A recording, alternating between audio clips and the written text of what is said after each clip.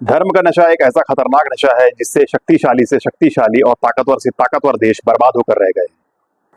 मेरा धर्म महान, मेरा धर्म सच्चा, तेरा धर्म झूठा, तेरा धर्म कच्चा। इसी लड़ाई में किसी देश की तरक्की रुकना लाजमी है। वैसे तो दुनिया में हजारों धर्म मौजूद है, लेकिन एक हिंदुस्तानी होने के नाते मैं सिर्फ दो लोगों की बात करूंगा, एक हिंदू की और एक मुसलमान की। यहाँ दो धर्म के मानने वालों में कुछ लोगों में होड़ मची रहती है एक दूसरे के धर्मों को नीचा दिखाने की। हिंदू धर्म में प्रभु श्री राम को और मुसलमानों में पैगंबर हजरत मोहम्मद साहब को रोल मॉडल के रूप में देखा जाता है। उनके आदर्शों पर चलने को ही धर्म का पालन माना जाता है। क्या हिंदू और मुसलमानों ने कभी यह सोचा है कि इन दोनों रोल मॉडल्स का दूसरे लोगों के प्रति क्या व्यवहार रहता था? क्या ये लोग भी दूसरे लोगों के लिए नफरत भरा व्यवहार अपनाते थे? क्या प्रभु श्री राम को अपना आदर्श मानने वाले हिंदू ये नहीं जानते कि रामायण की एक पात्र शबरी, जो भील जाति से थी, उसने अपना सारा जीवन श्री राम की प्रतीक्षा में अपना जीवन गुजार दिया था? और जब प्रभु श्री राम से शबरी की भेंट हुई तो प्रभु श्री राम ने बिना संकोच किए शबरी के झूठे बेर तक खा लिए थे।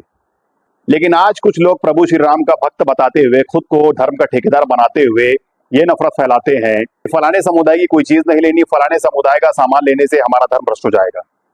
वहीं दूसरी ओर जो मुस्लिम समुदाय के लोग हजरत मोहम्मद साहब को अपना आदर्श मानते हैं, क्या वो ये नहीं जानते कि एक बूढ़ी औरत हजरत मोहम्मद साहब के जमाने में उनके रास्ते में कचरा फेंका करती थी, और जब वो औरत बीमार हुई तो पैगंबर साहब खुद चलकर उसके घर तक गए और उसका हाल चाल जाना था। सच बात तो ये है कि हिंदू और मुसलमानों में कुछ लोग इन दोनों को अपना आदर्श तो बताते हैं, लेकिन उनके मार्गों पर चलते बिल्कुल नहीं। किसी के धर्म को गालियां देकर हम खुद अपने माँ बाप के संस्कारों को गालियां दे रहे होते हैं।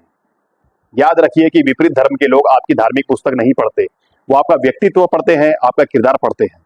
इसलिए अगर दुनिया के सामने आपको अगर अपने धर्म को बड़ा साबित करना है तो आपको अपने अपने आदर्शों के मार्गों पर बिल्कुल चलना पड़ेगा और दुनिया को दिखाना पड़ेगा कि जैसे हमारे आदर्श थे वैसे ही हम हैं। इसी में आपकी धर्म की तरक्की है, आपके समुदाय की तरक्की है और इसी से आपके देश की भी तरक्की होगी।